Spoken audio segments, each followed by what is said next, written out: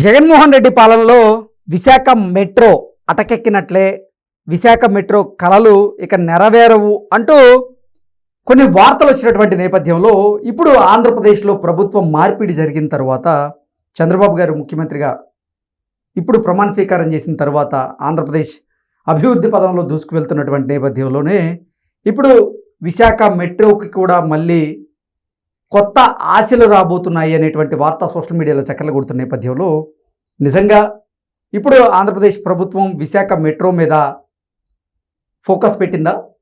త్వరలో విశాఖ మెట్రోకు సంబంధించినటువంటి వార్తలు మనం వినబోతున్నామా అంటే అవుననే సమాధానం ఇస్తున్నారు కొంతమంది రాజకీయ విశ్లేషకులు. ఈ నేపథ్యంలోనే ఈ అంశం మీద మనం విశ్లేషణ చేసుకునేటువంటి ప్రయత్నం చేద్దాం.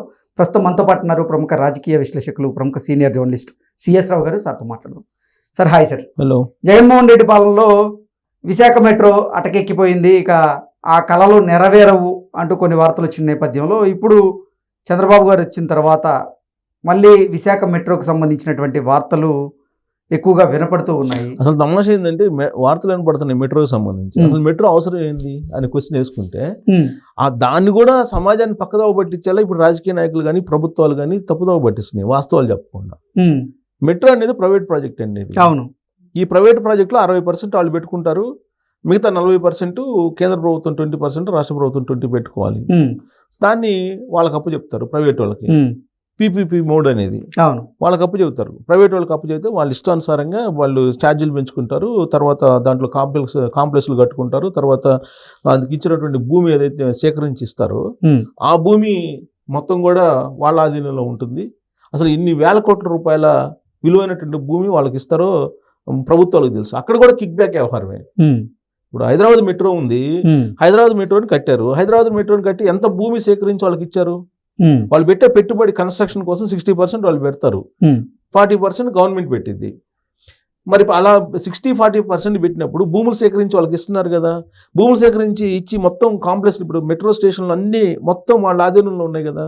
ఒక మెట్రో కాంప్లెక్స్లో అక్కడ స్థలం కావాలంటే ఎన్ని కోట్లు అవుతుంది? దాదాపు 30,000 కోట్లు ఏమైంది కన్స్ట్రక్షన్ కి. ఏది మెట్రో? హైదరాబాద్ మెట్రో 30,000 కోట్లు అయితే దాంట్లో 60% వాళ్ళు పెట్టారు, మిగతా 40% గవర్నమెంట్ ఇచ్చింది. మరి అలాంటప్పుడు ఈ కాంప్లెక్స్లు ఇవన్నీ వాళ్ళకి ఎందుకు? ప్లస్ వాళ్ళు ఏమన్నా ఫ్రీ సర్వీస్ చేస్తున్నారా? ప్రయాణికుల దగ్గర డబ్బులు తీసుకుంటున్నారు కదా.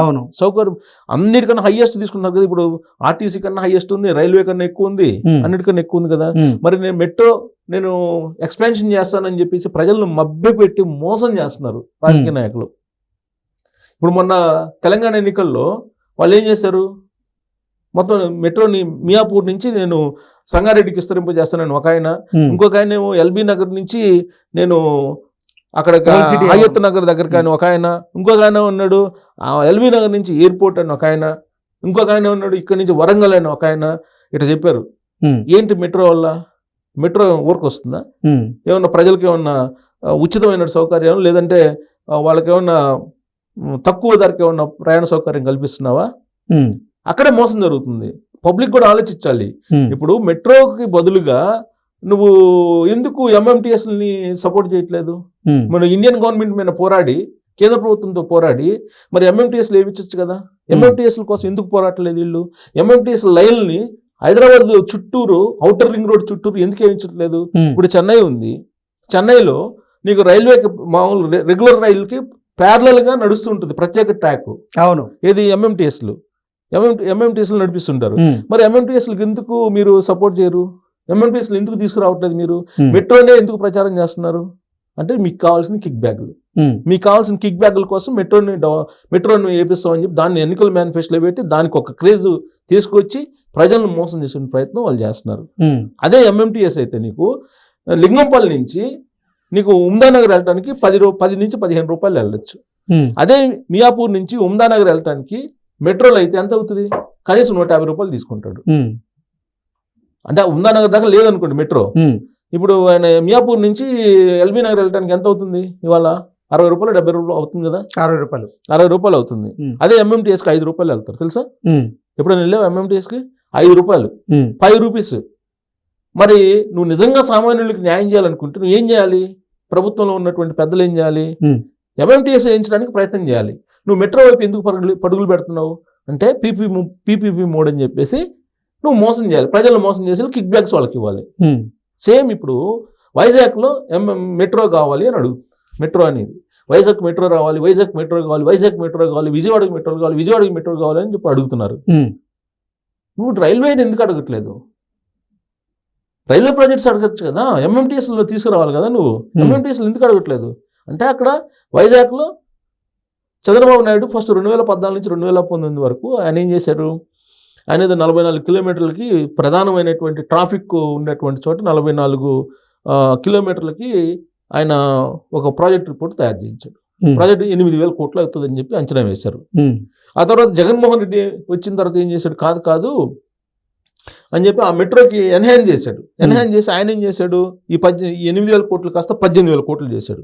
డిపిఆర్ రిపోర్ట్ 18 కోట్లు చేశారు. సరే ఇప్పుడేంటి, ఇప్పుడు ఆ మెట్రో అదే మెట్రోని ఇప్పుడు మళ్ళీ ఇంప్లిమెంట్ చేయాలంటే ఇప్పుడు 24 కోట్లు అని చెప్పి లెక్కేస్తున్నారు అంచనా, తాజా డిపిఆర్.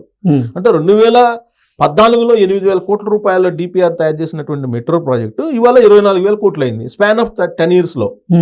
అంటే ఎన్ని రెట్లు పెరిగింది? 3 రెట్లు పెరిగింది కాస్ట్.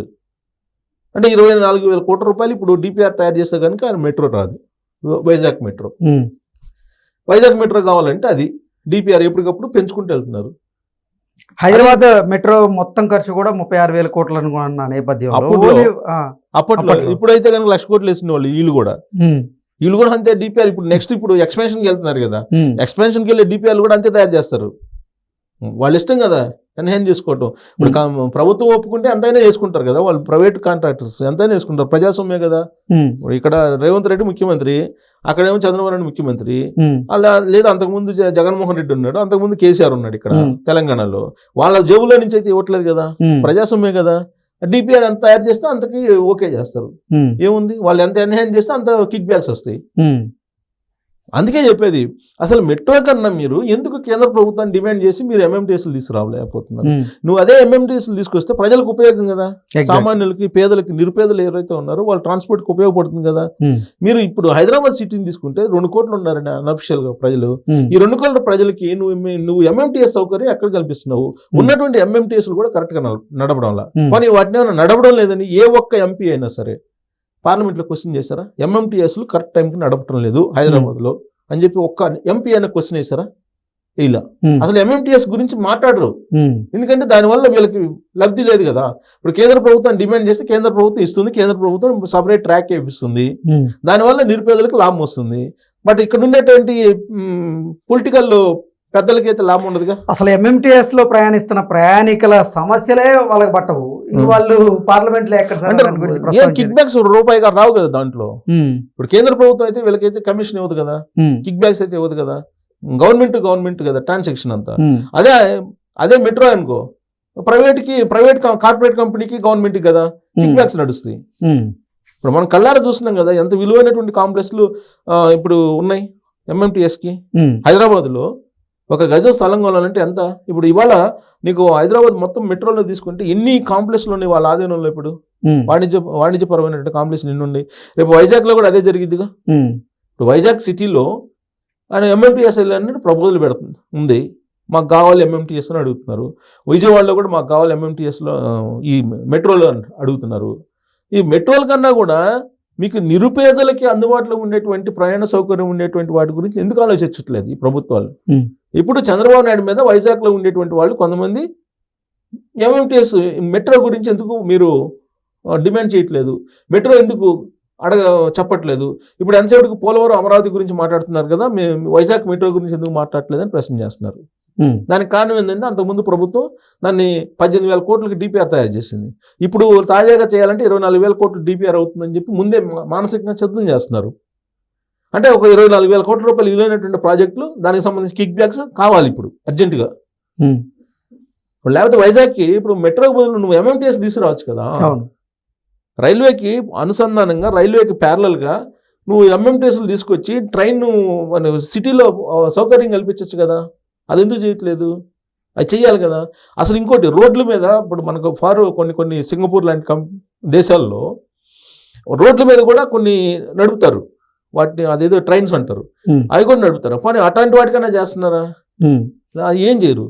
అది కాకుండా మెట్రో కావాలి మనకి, ఆ మెట్రో కిక్ బ్యాక్స్ ఇవ్వాలి, ఆ మెట్రో అని చెప్పి మేము మెట్రో ఇప్పించామని దాన్ని ఎన్నికల ప్రచారం చేయించుకోవాలి. మెట్రో ఏమైనా ఊరికి ఇస్తున్నాం ప్రజలకి? ఇవ్వట్లేదు కదా. ఇప్పుడు అక్కడ ఉండేటువంటి కంపెనీ ఏది, వైజాగ్లో ఆ కంపెనీ ఇప్పుడు రెడీగా ఉంది, ఎస్ఎల్ ఇన్ఫ్రా. అప్పటి నుంచి ఎస్ఎల్ ఇన్ఫ్రానే ఉంది. ఆ ఎస్ఎల్ ఇన్ఫ్రా ఫస్ట్ డిపిఆర్ తయారు చేసింది, తర్వాత ఇప్పుడు మళ్ళీ తయారు చేసింది. ఇప్పుడు తాజాగా ఏంటంటే డిపిఆర్ భోగాపురం ఎయిర్పోర్ట్ నుంచి వయా భీమిల్ నుంచి అనకాపల్లి దాకా మెట్రో వేయాలని, దానికి 24,000 కోట్ల రూపాయల డిపిఆర్ తయారు చేశారు. మరి అదే భోగాపురానికి నీకు ట్రైన్ వేయచ్చు కదా, ఎంఎంటీఎస్.